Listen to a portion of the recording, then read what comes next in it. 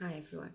So I just wanted to talk a bit about anorexia today because this is an issue that I've had a lot of experience with, and I just wanted to debunk a few myths around anorexia because I think there's a lot of stigma attached to why people don't eat. So the first being, I think that people can think that anorexia is a choice. It is so much more complicated than that. It has so many different levels. It's so complex that it makes it anything but a choice.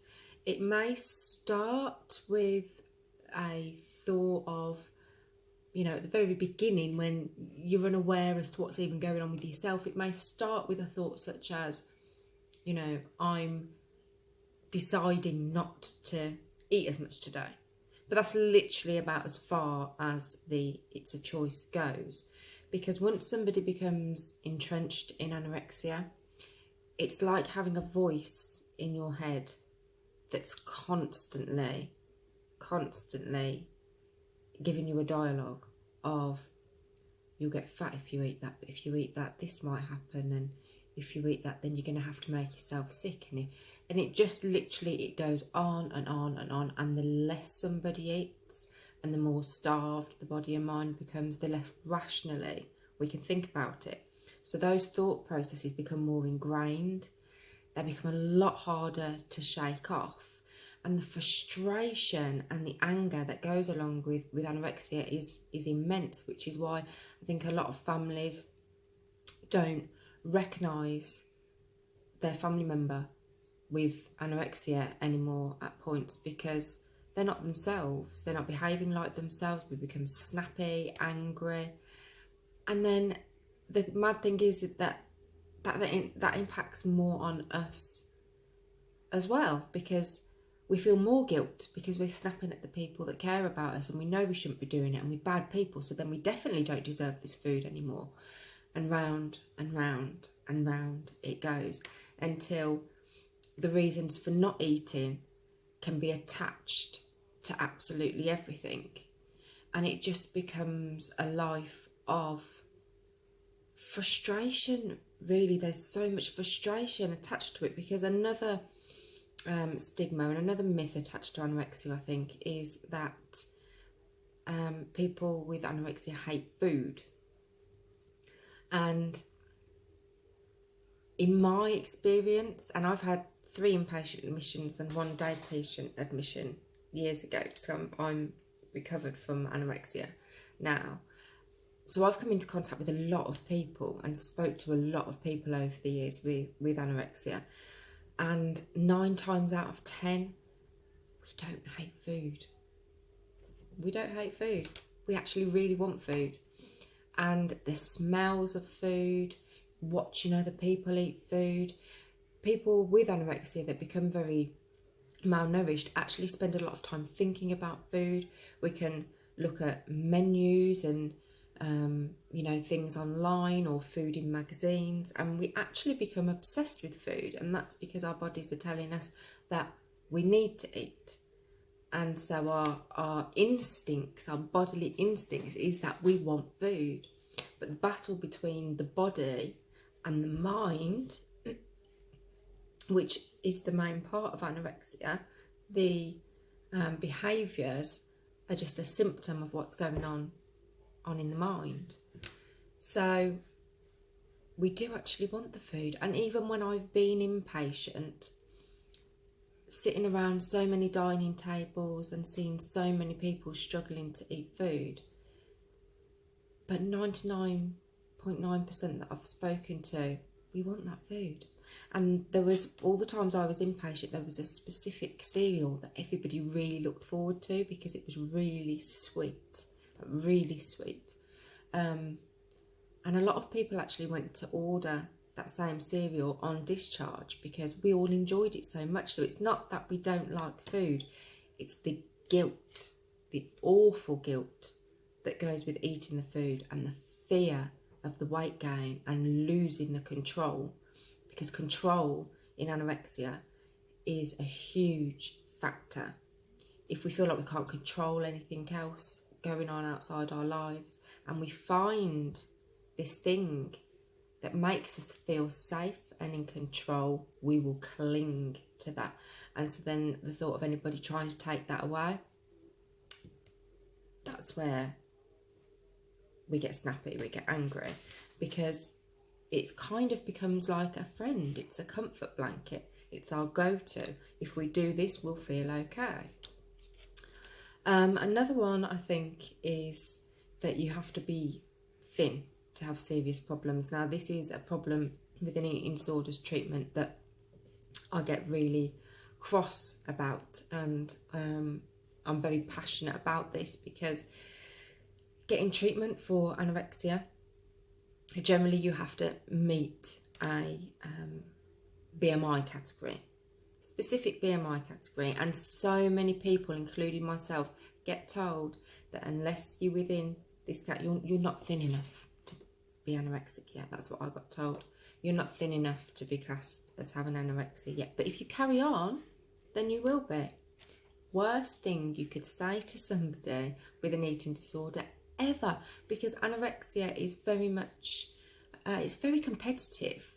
It's not a nice aspect. None of anorexia is nice, but it's probably one of the most ugly aspects of anorexia is how competitive it is. And actually within hospital environments, people, it's hard. You're there to get better, but then being around a lot of other people with the same problem, it does get very competitive. Everybody wants to be the thinnest, but not about the weight per se. It's not that we want to be the thinnest, but we kind of want to be the best at it. That may not make sense to a lot of people. It's very complicated. It's all about control and achievement. A lot of people with anorexia are perfectionists. I'm a perfectionist, and not in like, you know, I just like everything a bit straight. Like, nothing's ever good enough. I need to be the best. Even my best isn't good enough. And it becomes a hard way to live, and that's a massive aspect of anorexia. But being thin doesn't mean that you're not struggling up here with exactly the same anorexic thoughts and battling exactly the same things.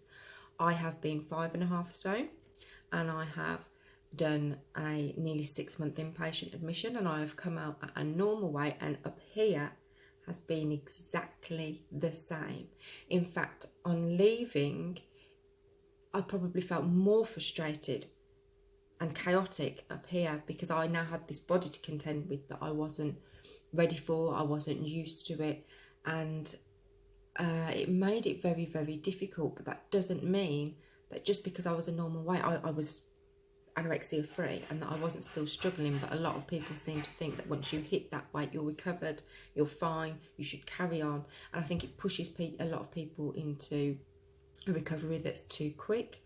And I think the way that eating disorders are treated, and the assessment processes, and the weight that you have to be good enough for treatment, which is how a lot of people then see it, it has a negative effect. What it's trying to achieve, it actually does the opposite, and it's something that really, really needs to be looked at. Somebody can be a normal body weight and still be struggling tremendously with anorexic thoughts, and that's where the problem lies.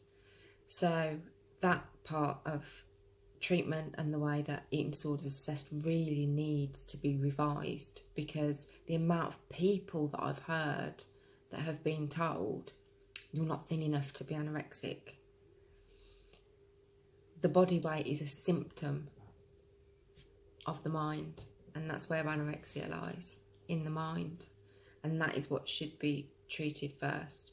And I really do think that if there was earlier interventions, if the day programs picked up people a lot sooner, because even for the day programs, they go on your weight and they go on your BMI, and it adds to the competitiveness that already goes on in somebody's mind with anorexia. It builds what's already there. You know, the system and the way it works treating with people with anorexia, in a way, builds on that. I've got to be thin, I've got to be the best, because being told that you're not thin enough for treatment is like being told that you're not good enough for treatment. And so the the thoughts, it builds on the thoughts, and it just grows and grows and grows. So it really all needs to be revised. But I just want to say to anybody out there that is struggling with anorexia, I know, believe me, I know that it feels like it will never end. It feels like, how can you possibly get over this? You know, you've tried and you've relapsed, and you've tried and you've relapsed, and you're back in hospital again, and you just can't break this cycle. I know how that feels. I do. But it can happen. You have to keep on fighting. You have to keep on thinking as well about why you're doing what you're doing, why you feel like you need to have that control. What is so out of control in your life that makes you feel like you're clinging to having this piece of control? That is what really helped me. It wasn't until and you really have to, I think, be in the right place to be able to do this. But when you do get to the point where you can really think about your life and why you're clinging to this control, it was a point for me where I could then move on. And there was a couple of light bulb moments where, and I didn't even realise they were light bulb moments at the time, but they were light bulb moments about thinking, you know, actually, that nurse was right. That nurse was right about what she said. That is how I think. And actually, that is part of why I'm doing this, I think. I'm building on that. And it's very slow, and it can be very hard and difficult. And sometimes it feels like you're never making any progress, but it's the little steps. Don't rush it. I did that too many times. I came out, I was normal weight, so in everyone else's eyes I was recovered, so therefore I should feel recovered. Whether I did or didn't, that didn't matter, because I should be, right? So I pushed it, and I pushed my recovery, and I tried to get a job like 2 weeks after being out of hospital.